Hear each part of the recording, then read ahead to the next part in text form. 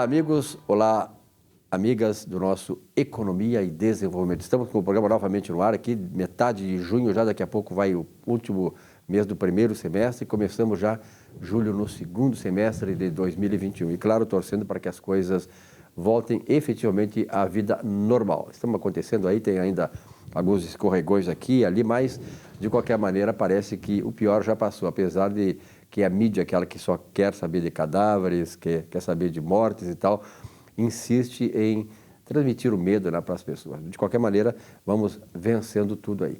E o Brasil está crescendo, a projeção do PIB de mais de 5%, imagine, mais de 5%, depois de cairmos 3,1% o ano passado e não termos perspectiva de ter uma melhora esse ano, e as coisas estão se ajeitando.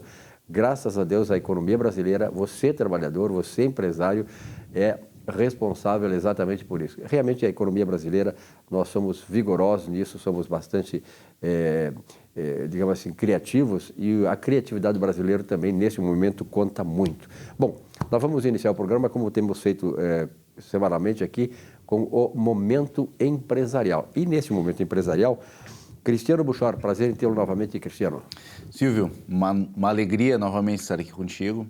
Obrigado pelo convite. Está participando desse renomado programa. É verdade que tem não só o programa já há mais de 20 anos no ar, mas também este espaço que é ocupado pelo pessoal da área de contabilidade, a área empresarial, é hoje muito destacado no programa. Parabéns a vocês também.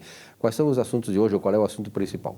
Então, obrigado, Silvio. Só para dar ênfase, eu tenho recebido assim muitos elogios pelo programa de clientes e amigos assim de todo o Brasil.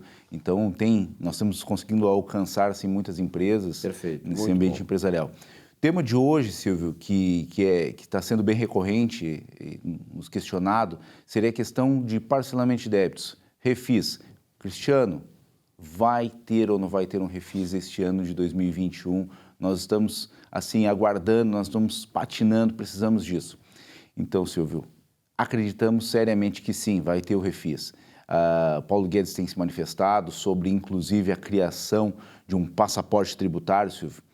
E a gente não tem muita matéria ainda sobre isso, mas o passaporte tributário é uma ideia que o Paulo Guedes está criando aí, juntamente com toda a equipe econômica, né, e o governo, para que possa socorrer ou criar situações de facilidade para aquelas empresas no qual tiveram um grande prejuízo, por assim dizer, na economia, quebraram aquele pequeno restaurante, Silvio, que perdeu assim um faturamento expressivo. Então a ideia do passaporte é se criar situações em que a perda de faturamento enseje o grau, né, de descontos de multas e juros para que essas empresas elas efetivamente possam deixar de pagar esse tributo ou alongar esse tributo. Isso ainda não se tem muito ao certo, mas ao exemplo que o Guedes dá é que um restaurante que perdeu 80% do seu faturamento e está endividado, talvez tenha até o perdão tributário. O que a gente acha que seja um pouco difícil, mas a fala é muito animadora, né, para aqueles negócios que tiveram essa situação de estar no prejuízo. E, obviamente, também, Silvio, a gente entende que por essa questão de faturamento também não poderia. Tem muitas empresas que estão faturando bastante, mas estão no prejuízo. Ou seja, a pandemia, ela teve esse efeito, né? Faturamento não quer dizer lucro, efetivamente, né? Agora, uma questão, Cristiano, que é importante, talvez muitos de vocês, empresários que estão assistindo aqui, estejam ponderando isso. A questão da pandemia, ela atingiu diretamente a estrutura econômica, a atividade econômica. E, de certa maneira, ela atingiu a todos, né? Grandes, pequenos, médios, enfim, toda a estrutura empresarial. Então, eu acho que não é justo, neste momento, não é justo que só o governo federal arque com essas isenções, com esses perdões tributários, porque quem administrou e a quem foi atribuída a administração da pandemia pelo Supremo Tribunal Federal foram os governos dos estados e as prefeituras.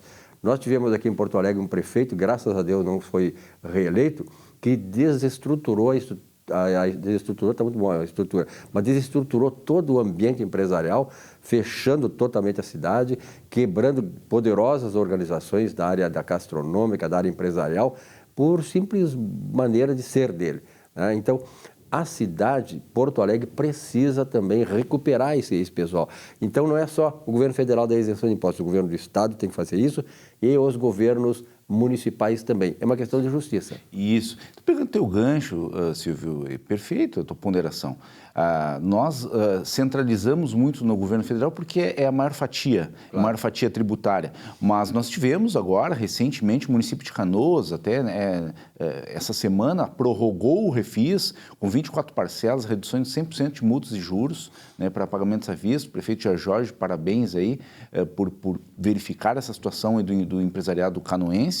Né? Esperamos também, Silvio, que Porto Alegre nós tenhamos também essa sensibilidade e principalmente o governo do estado do Rio Grande do Sul, assim como os demais estados que a gente, pelo Brasil, vê que alguns estão tendo essa sensibilidade. Porto Alegre certamente vamos ter isso porque o prefeito Melo, que foi eleito ano passado, tem esta sensibilidade. O prefeito tem, ao contrário do anterior.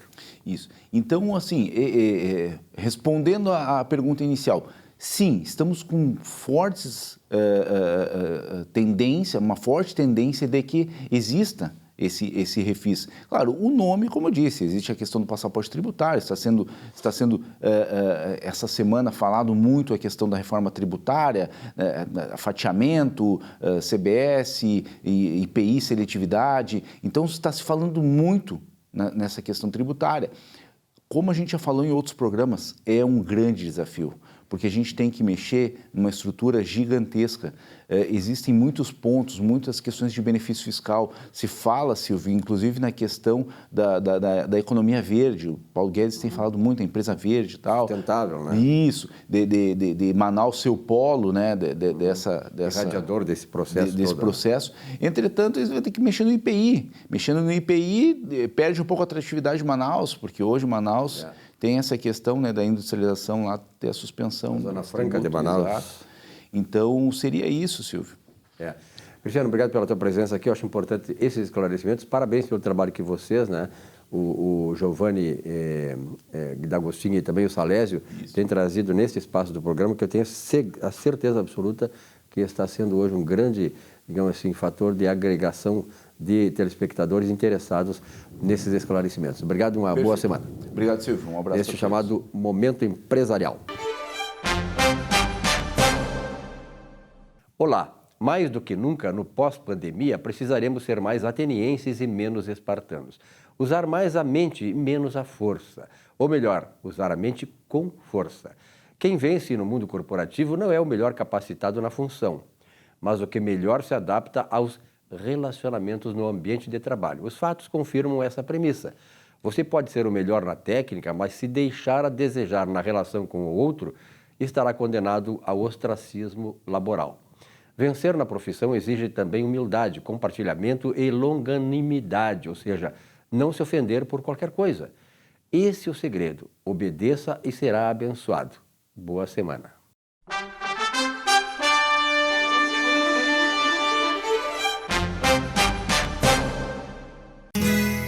Ser gaúcho é preservar as tradições, é valorizar a educação e acreditar que um futuro melhor nasce nas páginas de um livro.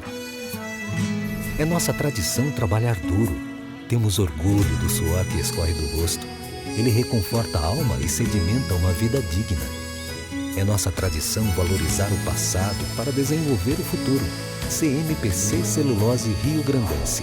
Desenvolvimento é a nossa tradição. Um show de humor gaúcho sem palavrão e com muita alegria e interatividade. Zurba Fagundes. Mais de 300 espetáculos no Rio Grande do Sul, Santa Catarina e Paraná, nos melhores palcos do Brasil. 2 vezes finalista no Festival da Mentira de Nova Brécia. Atração no Show do Tom. Programa Silvio Santos e Ana Hickman. Teatro, congressos, encontros, jantares, brigas de casal e bocas livres em geral. Zurba Fagundes. Diversão garantida ou seu mau humor de volta. Contrate esse artista gaúcho antes que ele morra de fome.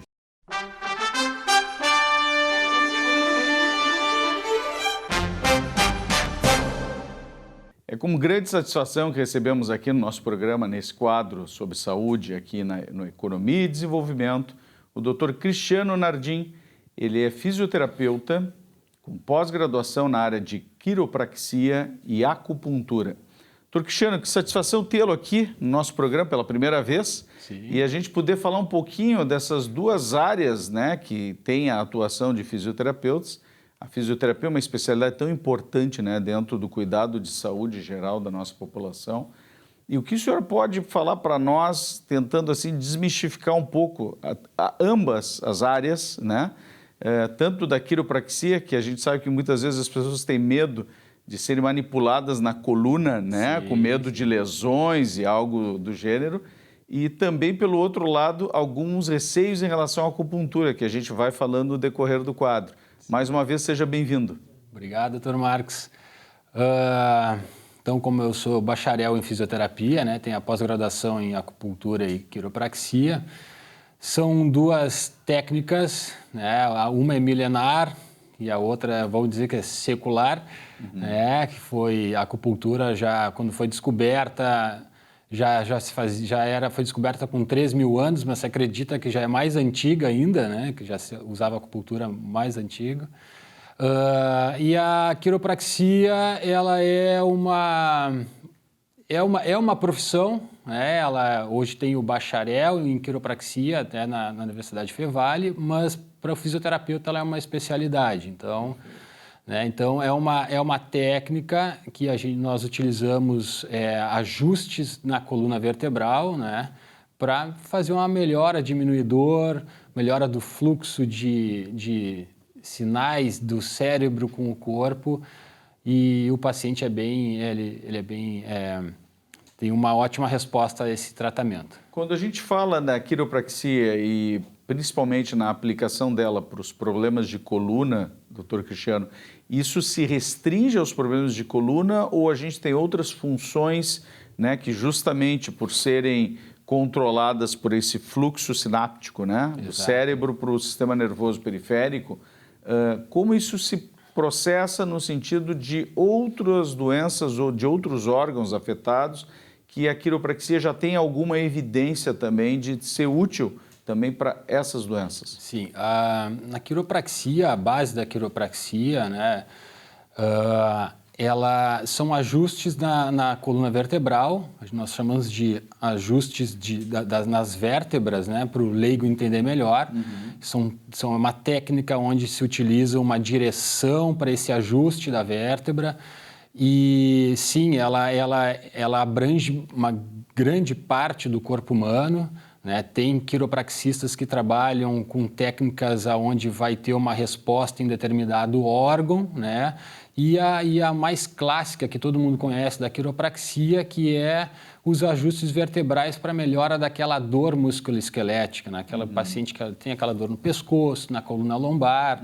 Né? Então, ela tem essa atuação muito forte hoje na parte de dor musculoesquelética, mas ela consegue realmente fazer efeitos em órgãos como fígado, a melhora de uma... Trânsito intestinal, digestivo. Exatamente. Perfeito. Exatamente. Também se observa algum resultado nesse sentido? Sim, tem alguns estudos não antigos, mas já estudos que mostram, né, o benefício nessa parte mais sistêmica, né, mais sistema digestivo, e assim vai. Perfeito.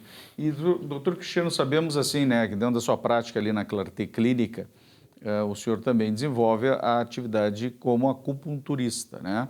E a acupuntura, justamente por ter essa história milenar, a gente também tem uma noção clara de que ela tem múltiplas indicações, né, do ponto de vista de diversas regulações orgânicas.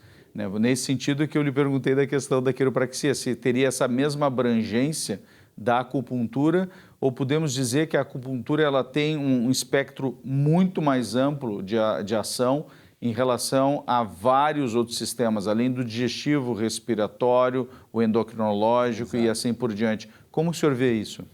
Bom, eu vejo como a acupuntura ela abrange bastante coisa, assim como a quiropraxia, né? Mas por ser uma técnica milenar, a acupuntura ela tem como base o equilíbrio bioenergético. Perfeito. Então, dentro da acupuntura se acredita que qualquer desequilíbrio no bioenergético do paciente, no trânsito bioenergético, a gente vai ter as alterações em algumas regiões do corpo. Um exemplo, por exemplo, os chineses eles descobriram, há milhares de anos atrás, que nós temos trilhos, que nós chamamos de meridianos. Perfeito. E cada meridiano desses daí, eles correspondem a algum órgão do corpo. Então, um desequilíbrio energético em algum desses órgãos, a gente vai tratar através desses meridianos. Então, como que realinhando o fluxo dessa energia. Perfeito. Exatamente. Isso é muito interessante porque quando a gente fala, por exemplo, da acupuntura, que também, né, a gente conhece já os debates no sentido de intervenções médicas nessa área também, sim, sim. Né? E, obviamente, um certo conflito entre as profissões, né, tanto medicina quanto fisioterapia, que já vem de longa data, mas, em especial, não devemos esquecer que a própria homeopatia, né, que Exato. Por muito tempo não era reconhecido como especialidade médica e que usa vários outros princípios, como princípios nesse sentido, né, de energia vital, de força vital, de essência vital, e que hoje é reconhecida como especialidade médica, né? Então, o volume de evidências que vão sendo demonstradas ao longo do tempo, né? Mas nesse sentido também, doutor Cristiano, um medo que a população, eu acredito que possa ter, é a questão das agulhas, né? Quer dizer, sim. Essas agulhas são grossas, são finas, tem o risco de causar alguma lesão, risco de infecção. Como é que é visto isso dentro dessa ciência? Sim, então, as agulhas, em primeiro lugar, elas são todas... Quando vêm da fábrica, elas vêm já com asepsia perfeita, vêm fechadas em um pacote, esterilizadas, exatamente. Tamanho da agulha depende muito para a região do corpo que vai se usar. Uma coisa muito importante, as agulhas não têm medicamento na ponta, que as pessoas acreditam que tem algum medicamento. O que a função da agulha no ponto é ativar aquele ponto energético, né, para que distribua o fluxo para o resto do corpo e equilibrar a energia.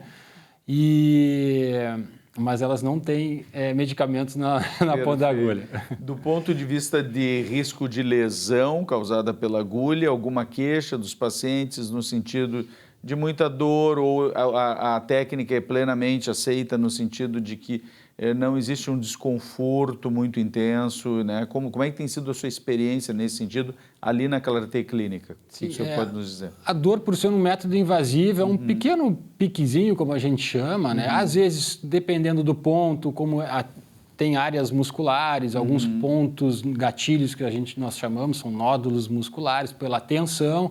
Quando vai inserir a agulha, pode ter uma reação de uma contração muscular e é uma dorzinha rápida, mas é uma dor assim que impossibilite do paciente fazer um tratamento. Não fica persistente durante o tratamento, isso é importante. Exatamente. E a gente sabe também, os relatos que eu tenho de pacientes que se submeteram já a essa técnica, né, com um amigo, eles relatam realmente um importante alívio, de fato, dos quadros dolorosos, né? Sim, isso é algo bem interessante, né? É bem interessante. Como uma técnica auxiliar, possivelmente reduzindo também, e eu não sei se o senhor observa isso, a redução da necessidade de medicamentos para o tratamento de dor a partir do uso da acupuntura. Exatamente. Ela é bem eficiente para a dor, onde a gente trabalha, além dessa parte mística, né, da acupuntura, né, ela tem um efeito mais fisiológico, mas eu digo mais quando a gente traz a saúde mais para o nosso lado aqui ocidental, então ela tem esse efeito de estar ativando alguns caminhos de trajeto de dor até o cérebro, fazendo uma analgesia, que a gente chama, né? Como se fosse tomar um medicamento para dor e fazer a diminuição dessa dor. Esse efeito é bem significativo, né? Isso é bem interessante porque, doutor Cristiano, seguido, né, nós conversamos lá na clínica sobre, obviamente, né, todo o espectro de ação da equipe de fisioterapia dentro da Clarté Clínica, que é muito amplo, mas também das interações com as demais especialidades, né?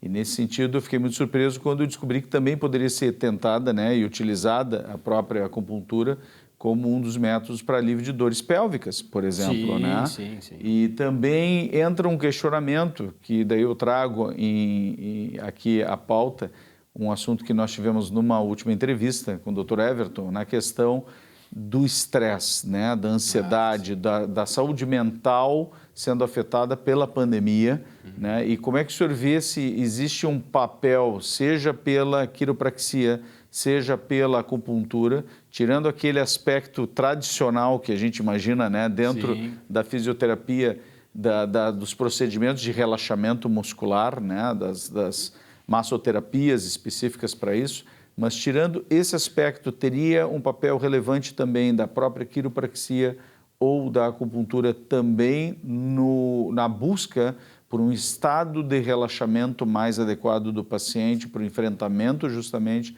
dessas tensões em decorrência da pandemia? Sim, os pacientes, as pessoas procuram hoje principalmente a acupuntura. E o relato que mais me chama a atenção, eu torno a falar com o Dr. Everton aqui a última vez, quando ele falou do medo, né? E as pessoas vêm e falam, relatam muito o medo. É uma das coisas que chama mais atenção. O medo vai nos gerar tensão e a acupuntura é essencial para isso, ajuda bastante, acalma a pessoa. Uma coisa interessante, quando foi falado na última entrevista com o Dr. Everton, foi quando ele falou do medo. Logo me veio o meridiano do rim, que é o que equivale ao elemento água e que a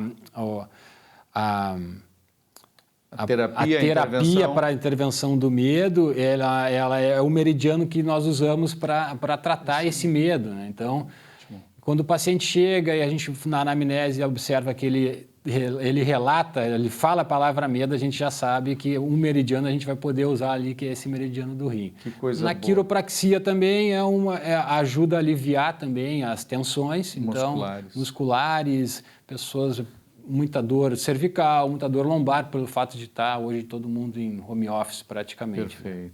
Dr. Cristiano, eu quero agradecer a sua presença aqui no nosso programa Economia e Desenvolvimento, e já deixar o convite, né, sempre para assistir no nosso quadro, dentro desse programa magnífico que tem sido apresentado na nossa TV, aqui para a nossa comunidade de Porto Alegre do Rio Grande do Sul. Muito obrigado pela sua presença, muito obrigado mais uma vez, doutor Cristiano, por estar aqui conosco. Muito obrigado, eu que agradeço o convite.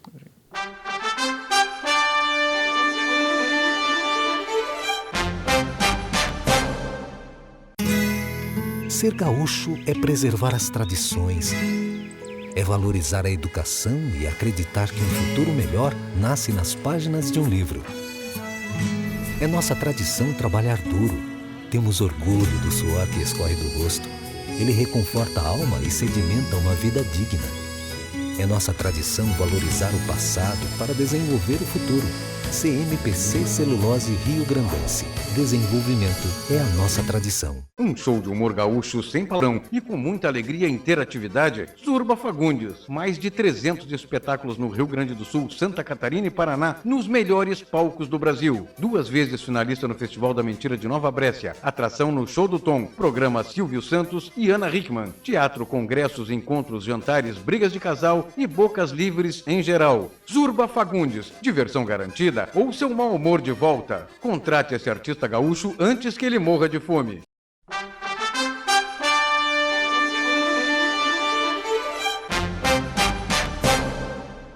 Muito bem, amigos e amigas aqui do nosso Economia e Desenvolvimento. Vamos bater um papo hoje de novo com o nosso comentarista, nosso colunista aqui do programa Economia e Desenvolvimento, com muita honra, professor Saul Sastre. Saul, nós temos aí acompanhado, inclusive nas entrevistas aqui no programa, sobre essa nova forma como estamos aí de trabalho, as inovações que estão acontecendo a partir da pandemia. Quer dizer, estamos agora já tendo um pouco mais de possibilidade de trabalhar mais à vontade, quer dizer, as coisas estão voltando ao normal devagarinho e tal, com todas aquelas precauções.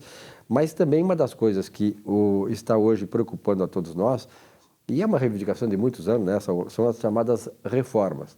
Principalmente a reforma administrativa, a tributária, a previdenciária foi feita, de certa maneira, meia sola, aí, mas acabou acontecendo. Mas o governo, na semana passada, antecipou, quer dizer, ele colocou no lugar da tributária, que era o grande foco, a administrativa. Qual é a tua opinião a respeito disso? Muito bem, é uma alegria estar aqui nesse programa Economia e Desenvolvimento, Silvio, contigo. As reformas, elas são necessárias, né? E o governo, ele estabelece as suas ordens de prioridade dentro desse cronograma.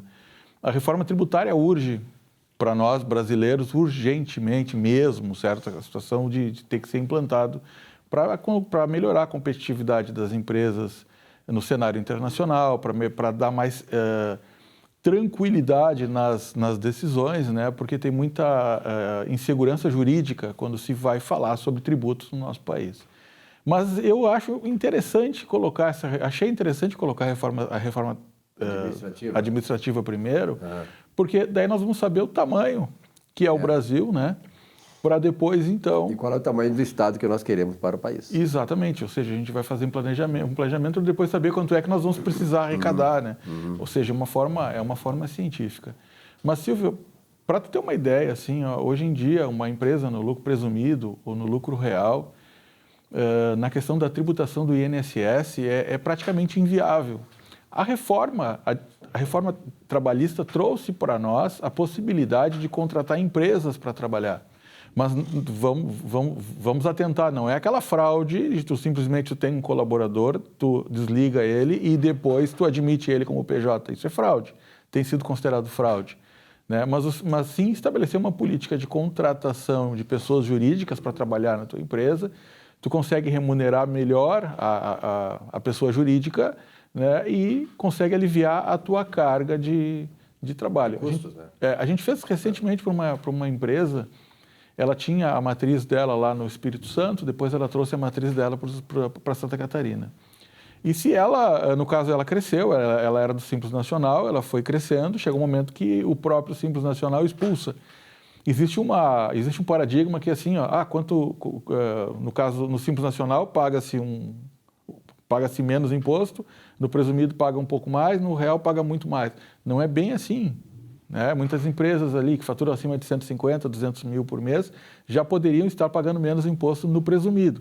E um supermercado, por exemplo, que tem muita despesa, no lucro real, a partir de 200 mil, se ele tiver no Simples, ele já está botando dinheiro fora. Então, nós fizemos esse trabalho e assim, ó, uma empresa que não fatura muito, Silvio, vamos botar ali 1 milhão por mês, né? Com a contratação de pessoas jurídicas como colaboradores, como empresas colaboradoras, ela economizaria em torno de R$500 mil por ano. É muito dinheiro. É verdade. É muito dinheiro, né? Então, essas reformas, elas estão vindo exatamente para mudar a questão do pensamento empreendedor no nosso país. Então, muito bem-vindo que sejam aceleradas, né? Eu sei que o governo, a política tem um time, a gente conhece um pouco os bastidores da política, né? Mas elas são importantes que aconteçam e logo. Aliás, com a pandemia, né, o professor Saulo, muitas coisas nós sabemos que já não serão mais como foram no passado recente. A questão, por exemplo, da relação trabalhista. Eu vi outro dia um dado do IBGE, segundo os quais 1,5 milhão de trabalhadores estão hoje, ou eles saíram do mercado de trabalho, ou estavam entrando, teve essa pandemia, não conseguiram uma colocação, a primeira e tal, e eles optaram pelas MEI, as empresas, microempresas, né? Então, microempreendedor individual. Microempreendedor individual, MEI. Então, essa situação da pandemia também abriu um mercado novo no Brasil e permitiu que hoje nós tivéssemos as pessoas despertando para ele, ou seja, elas passaram a ser os seus próprios patrões. Então, esse é um mercado que não pode ser relegado, quer dizer, é uma coisa que também é nova e que possibilita o camarada que poderia ficar desempregado, ele entrar numa atividade para a qual ele está capacitado, vai se capacitar e vai acabar suprindo essa sua necessidade. E a economia ganha com isso. Tu falaste uma coisa muito importante, né? Ele pode se capacitar. Porque, segundo a pesquisa GEM, que mede o empreendedorismo no mundo, né? Existem os empreendedores por necessidade e por oportunidade. Né? O saudável, se tu pega aquelas empresas assim que têm 40, 50 anos no mercado e tal, em geral, via de regra, foram de empreendedores que enxergaram uma oportunidade e detectaram e aproveitaram aquilo e fizeram a empresa crescer. Muitas empresas que quebram antes de completar um ano, Silvio, é devido realmente eles empreendem por necessidade, ou seja, eles não conseguem algo melhor e tem que fazer aquilo. É um quebra-galho para ele. É um quebra-galho. E aí o que acontece? Não estuda, não se prepara, não... Porque uma coisa, por exemplo, assim, a gente via muito isso quando eu participava de uma associação de empresários e depois, como secretário de desenvolvimento econômico lá em Cachoeirinha, as pessoas elas sabiam soldar, por exemplo. Elas sabiam soldar e queriam montar uma serralheria. Mas uma coisa é tu saber o ofício de soldar, outra coisa é tu te preparar para a gestão. Administrar. Que existe uma série de preparos que sai da questão técnica da solda para a questão de saber cobrar, saber atender o cliente, entender, se colocar no lugar do cliente. Se relacionar com o mercado. Se relacionar com o mercado, saber comprar a matéria-prima. Então, na verdade, quando um serralheiro desse resolve colocar a empresa dele, o que ele menos vai fazer é fazer o trabalho de serralheria, ele vai fazer o trabalho de gestão. Daqui a pouco ele vai até terceirizar isso aí. E vai cuidar do negócio. E vai cuidar do negócio. E que é o que dá o dinheiro, né? Não é o trabalho operacional da pequena ou da empresa que faz o trabalho, mas sim toda a inteligência que tu coloca em cima do negócio. Ali está, no caso, a engenharia, né, para se fazer o resultado financeiro que, né, e eu compactuo muito com os professores Rancharan, o próprio Falcone aqui no Brasil, a finalidade de uma empresa é resultado financeiro. Né? Isso até foi uma discussão com um professor meu, que ele disse que existe a finalidade da empresa, que a finalidade é social e tudo mais, mas se a empresa não tem um resultado financeiro, ela não traz um bem-estar social, muito pelo contrário. E aí estão as empresas devendo milhares de impostos para o governo e por aí vai, né, Silvio? Então, mas é uma questão de ponto de vista. Então, essa questão que normalmente esse pessoal da esquerda ele coloca a questão social. A questão social, ela é fundamental. A empresa, ela tendo uma função, digamos assim, econômica, ela supre a necessidade social já na medida em que ela oferece empregos, ela gera renda e tal, que vai permitir o estado da saúde, educação para a comunidade como um todo. Então essa é uma falácia de achar que o social e o econômico não andam juntos. Pelo contrário, o social, ele só se viabiliza com o econômico, é uma coisa natural. E se tu não tiver recurso financeiro, por que o país hoje está sofrendo uma questão de falta de recursos para a saúde? Nós temos essa pandemia, trouxe à baila essa questão toda, colocou claramente a insuficiência, né, de investimentos nessa área. Por quê? Não tem recursos. A economia, quando ela para de crescer, ela não transfere a renda para o Estado, em termos de impostos. Aí o Estado fica sem dinheiro. Então, o social só se viabiliza com o econômico. É uma coisa muito simples, né? Mas essa falácia, essa fala de demonizar o empreendedor, o empresário, porque ele é explorador e tudo mais, isso é uma fala, é um pensamento que ficou lá início do século passado. Isso é de 1900, 1800, 1900, né? Onde século XIX. Marx, Karl Marx vieram com aquelas... E tem vários autores, viu? Que demonizavam que o empresário é um oportunista, que o Estado deveria gerir tudo. Isso é uma discussão ultrapassada, né? Na verdade, começou a se falar e começou a se pensar que a questão de que o empresário, realmente, o empreendedor é o cara que transforma a sociedade.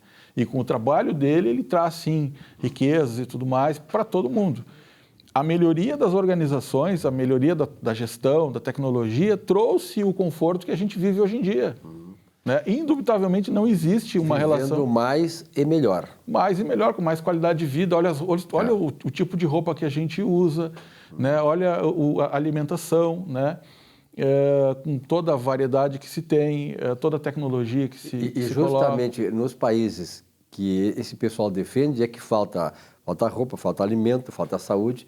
Então, se comprova. Eu sempre digo assim, sempre o estado de bem-estar social, né, que foi uma bandeira dos socialistas, comunistas, desde Karl Marx, o estado de bem-estar social, ele se viabiliza não na ideologia comunista ou socialista, ele se viabiliza no capitalismo. O capitalismo é que conseguiu, através dos seus instrumentos, né, da eficiência, do empreendedorismo, a fazer com que a sociedade pudesse ter esse nível de bem-estar social, que é só uma utopia na área socialista comunista, mas uma realidade na área das empresas capitalistas.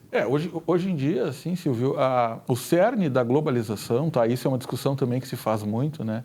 O cerne da globalização é a abertura de mercado. Para o Brasil competir melhor, ele precisa das reformas que nós iniciamos falando. Então, para ele competir melhor, ele precisa dessas reformas. E estas reformas têm que acontecer logo. Hoje nós temos dificuldades. Nós temos vamos botar assim, uma mão de obra. Mão de obra é um termo antigo também, né? Hoje a gente contrata as pessoas da cabeça para cima, né? Não mão, mas da cabeça para cima. É a mesma coisa que, né, o pessoal do chão de fábrica, né? Hoje é fábrica, não tem mais chão, né? Quer dizer, antigamente, claro, no tempo do Karl Marx, que era pré-capitalista, logo depois do início da Revolução Industrial, era o chão de fábrica. Então, até pouco tempo, né, o chão de fábrica, ou seja, o trabalhador ele estava no chão lá da fábrica, fazendo aquelas montagens, etc. E tal, mas não existe mais isso, né? Não, Essas fábricas estão automatizadas já. A indústria 4.0 que chegou aí, né, no mundo todo, né? Mas então, assim, nós precisamos melhorar, sim, a entrega do nosso trabalho, nós precisamos melhorar a nossa inovação, a nossa tecnologia produtiva de resultado, nós precisamos melhorar a nossa infraestrutura para escoar essa produção aqui no Brasil e nós precisamos, sim, de uma legislação que facilite para que o empreendedor ele tenha um melhor resultado. E isso passa, então, por aquilo que a gente começou a falar, que são as reformas. Tá, essa reforma administrativa, então, ela é fundamental, né? Eu também acho, assim, eu sempre achei que a questão entre reforma administrativa e tributária, previdenciária, trabalhista, elas tinham que partir de um modelo de Estado que tu quer. Olha, eu quero um Estado desse tamanho. Não seja o Estado mínimo, pode até ser o Estado mínimo, desde que o Estado mínimo satisfaça as necessidades da sociedade. Quer dizer, é muito simples essas coisas, né? Então, essas questões todas a partir da reforma administrativa. O grande problema na reforma administrativa é o enfrentamento, eu quero a tua opinião sobre isso, das corporações. As corporações que acham que têm direito adquirido, elas são uma casta social. Na pandemia, por exemplo, nós aqui perdemos patrocinadores, perdemos renda, perdemos mercado, mas quem não perdeu foram exatamente os integrantes dessas corporações e se acham ainda com o direito adquirido, não ter salário atrasado, não ter redução de salários. Então, esse vai ser o grande embate. A gente enfrenta aqui no Rio Grande do Sul a questão do executivo, né? O executivo ele vem há anos já atrasando salários e tudo mais, né? E o legislativo e o judiciário não. Então eu espero, e essa reforma ela segue também essa reforma federal, ela segue muito para uma tendência de mexer só com o executivo, tá? Eu espero que exista o bom senso, sim. Legislativo e judiciário. Exatamente, que se trabalhe em todas as esferas, porque o que está acontecendo aqui no Sul está acontecendo assim, ó. Os servidores aqui do Estado, em regra geral, e isso eu trabalhei no Estado, posso dizer, eles mereceriam ganhar muito mais, porque ganham muito pouco, Silvio. Então, assim, uma maioria aqui ganha menos de R$2.000 por mês, com 20, 30 anos de casa. É muito clara a diferença entre a remuneração do executivo e do legislativo e judiciário. Quer dizer, o legislativo e o judiciário estão muito mais acima. Tem servidores públicos aqui do Estado que ganham menos que um salário mínimo, então eles têm que ter um completivo para poder, pelo menos, ganhar um salário mínimo, porque a Constituição... Se adequar à lei. Se adequar à lei. Ou seja, existe um paradigma que todo funcionário público ganha bem e tudo mais, não é verdade. Aqui, algumas castas. Né? Algumas castas são muito privilegiadas e outras castas ganham muito mal. E justamente esse pessoal dessas castas é que pregam a justiça social, quer dizer, é uma hipocrisia, um contrassenso eles quererem a justiça social, quando eles deveriam abrir mão um pouco dos seus ganhos para que pudesse ter essa justiça social. Saulo, obrigado pela tua presença aqui, é sempre muito bom, né, bater nessa tecla aí, porque as coisas estão, é o dia a dia nosso, né, que nós estamos torcendo para que realmente nós possamos ter um país mais justo, né, que é o mínimo possível. Essa reforma trabalhista, que ela pegue toda, de forma global, né, e traga, e assim, né, ninguém vai prejudicar quem já ganhou, quem já está lá, tem direito adquirido, sim. Mas isso até não é nem para nós, é mais para os nossos filhos, né? É verdade. Porque quem for entrando vai entrar na nova regra.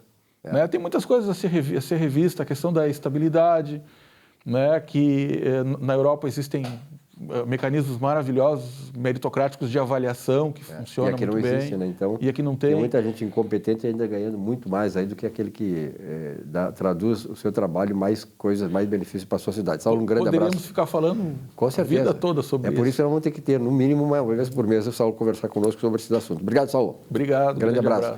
Um rápido intervalo, já voltamos com o nosso Economia e Desenvolvimento. Até já.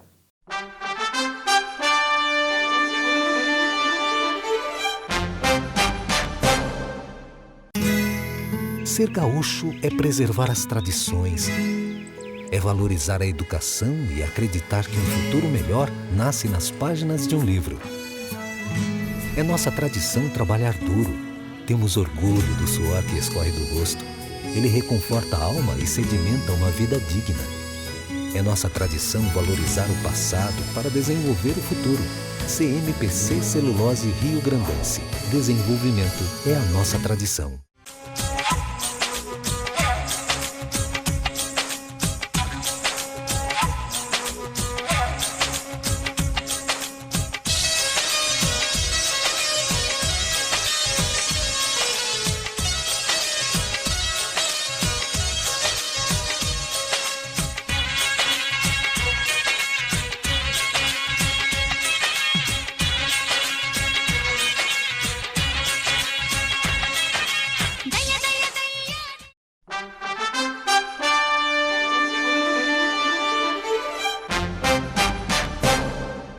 Muito bem, para terminar o programa dessa semana, nosso quarto bloco, né, do Economia e Desenvolvimento, vamos conversar com ele, né? Faz horas que estou tentando trazer, mas o cara tem clientes nacionais, internacionais, né?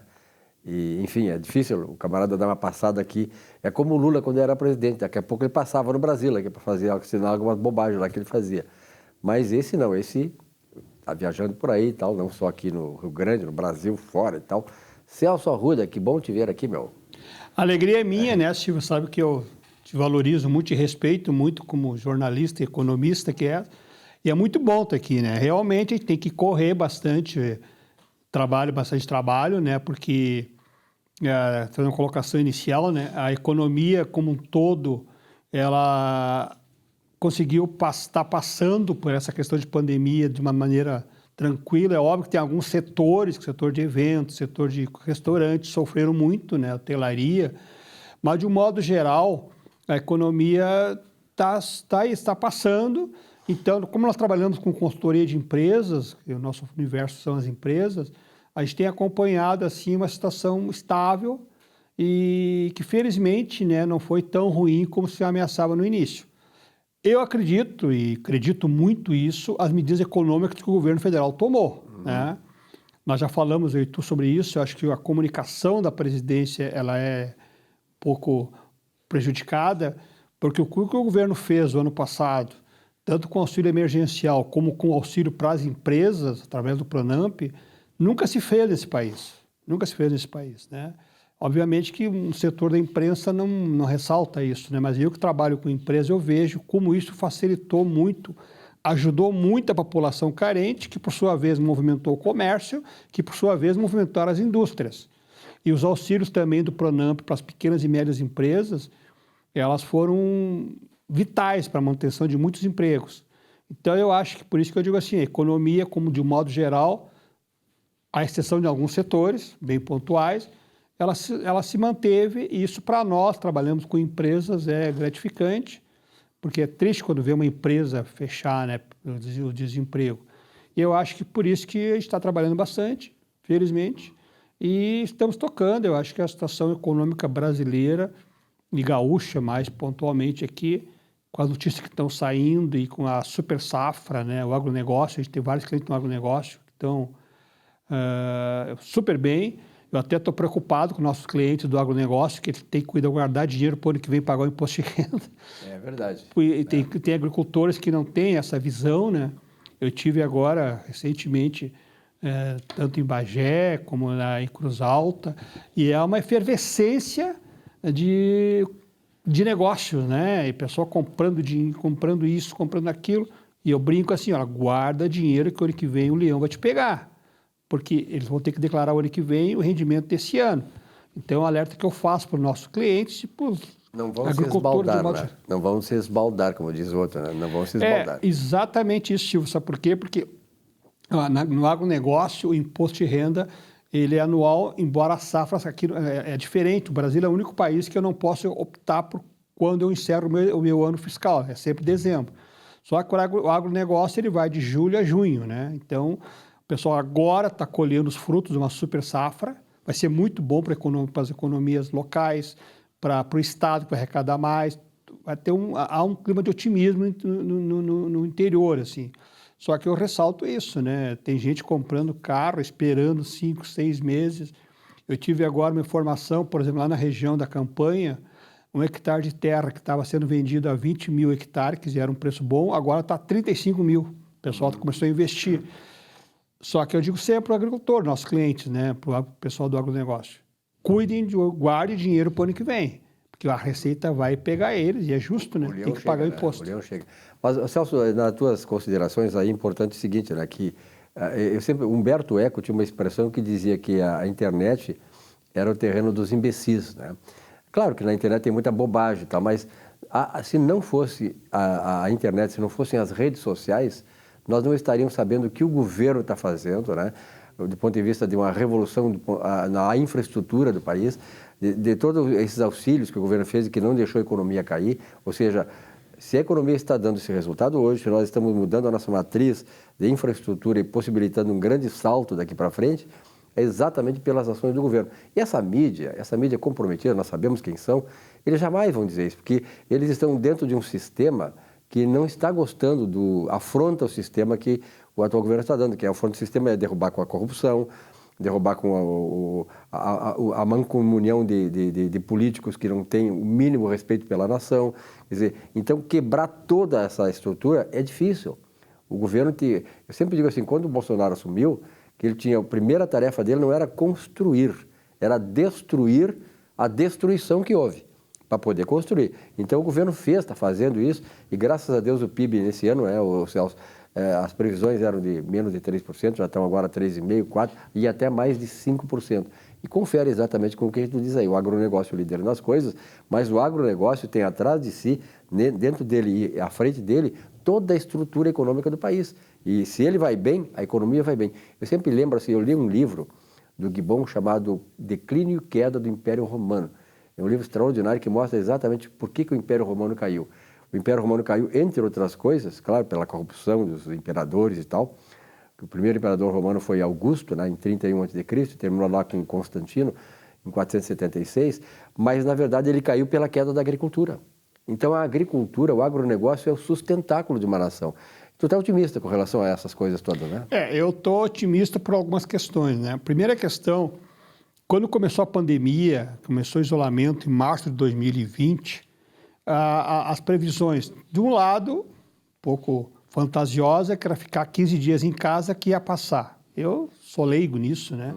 Mas eu não entendia como é que ia passar sem a ciência ao lado, sem os médicos ao lado. E a segunda questão era uma visão extremamente catastrófica em relação à questão econômica e financeira do país como um todo. E aí eu concordo contigo sobre a questão da comunicação. Nós sabemos que a maior rede de televisão, ela tem e tu é jornalista, deve doer em mim, dói, né? Porque como é que pode dizer que um movimento, uma passeata é democrática ou a outra é antidemocrática? Por quê? Qual é o argumento? Se é democracia, eu posso ter a opinião que eu quiser. Tu vai concordar comigo ou não, é outra coisa. Mas é um direito meu de expressar a minha opinião.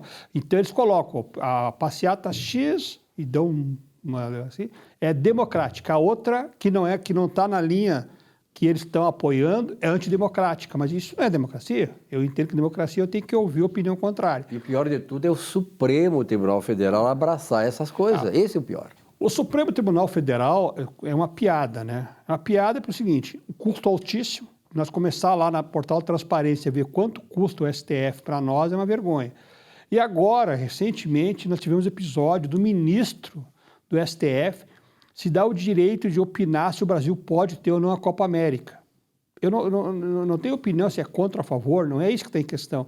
Como é que pode o STF se manifestar numa questão que não envolve, é questão futebolística, envolveria o máximo executivo, vai lá o ministro dá palpite, vai lá não sei o quê. Então o STF quer governar o país, só que ele dentro dele tem um sistema extremamente caro e ineficiente. Então eu acho assim, ó, focando na economia, sim, eu sou otimista, eu acho que o agronegócio vai ter uma supressão, só que eu entendo também contigo que estão havendo investimentos na infraestrutura, nós pegar assim, as estradas sendo feitas no Brasil, nós pegar aqui a própria BR-116 ali de Porto Alegre, Pelotas, que é uma coisa que se arrasta, não sei quantos anos está sendo feito parte pelo Exército, com custo bem menor, Isso viabiliza muito mais a abertura de trechos, né, que vai facilitar o transporte dos produtos até o Porto de Rio Grande. E, ao mesmo tempo, eu entendo assim que eu reputo, né, eu volto a falar o que eu falei antes, que as medidas que o governo tomou, tanto a nível de auxílio emergencial, como a nível de Pronamp, fizeram as empresas e a população, de modo geral, suportar. O que eu lamento muito, é que se vemos o histórico, o PT governou o país por 14 anos, sei lá, 15, e se baseado muito no Bolsa Família. O auxílio emergencial é 10 vezes maior que o Bolsa Família, entendeu? E a mídia não fala isso, né? E foi em período curto. Então, o que acontece? Isso é realmente uma coisa que me dá um otimismo, o pessoal conseguiu suportar. Aí nós tivemos exemplo assim, da mídia direcionada. Nós tivemos 40 milhões de brasileiros que receberam auxílio emergencial. A televisão, falar especificamente da TV Globo, botava um cara que não conseguiu retirar porque estava com o CPF errado, e ela entrevistava aquele cara. Então eu fico olhando assim, mas onde é que está? Se eu atendi 40 milhões, é óbvio que 150 mil brasileiros estavam com o CPF errado, cadastro errado, não receberiam. Mas 40 milhões receberam. E nunca foi entrevistado um cara que recebeu durante 5, 6 meses o auxílio emergencial e possibilitou que ele não passasse fome. E assim, as manifestações, né, que tu falasse aí, né? Quando a manifestação era contra a ideologia que eles estão abraçando, eles iam no final lá e filmavam meia dúzia de pessoas, né? Quando era a favor deles, eles botavam de maneira desavergonhada imagens lá do passado, né? Daquelas das manifestações de 2014, 2013, e realmente é uma coisa... É uma coisa que nos envergonha como jornalista, né? Envergonha. Eu trabalhei na Rede Globo em São Paulo, lá quando eu comecei minha carreira, trabalhei no jornal O Globo no Rio, aqui em Porto Alegre e tal, e a gente se envergonha como jornalista de ter um veículo de comunicação que, ao longo de todo esse procedimento, ao longo de toda a sua criação, viveu e se criou, e se consolidou e cresceu com verbas públicas, e hoje nós estamos vendo o retorno que ele dá para a nação, né? Quer dizer, então, no momento em que ele passa a não mamar mais na seta do governo, ele começa a agredir o governo. Eu pergunto, o STF e a Rede Globo, onde é que eles estavam quando o governo do PT emprestou, aliás, doou bilhões e bilhões de reais para países comunistas, esquerdistas, que hoje não estão mais devolvendo?